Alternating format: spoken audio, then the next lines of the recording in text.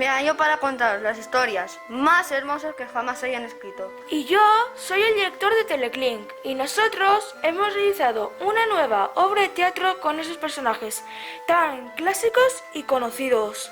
¿Y qué llevas en esa cestita? Acércate y lo verás. Ajá, por fin te pillé, Caperucita, y con las manos en la maza. Es un martillo. ¡Compre Blanconieve y a triunfar! Manos arriba y botas abajo. ¿Y yo, que no gasto botas? En la clínica de cirugía estética del Dr. Frankenstein le arreglamos todo.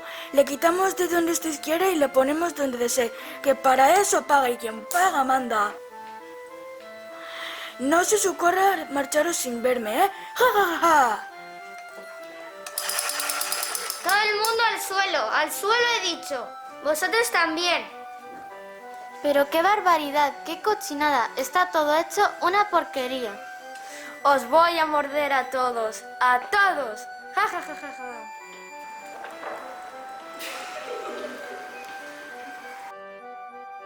¿Y a mí? ¿A mí qué me come entonces?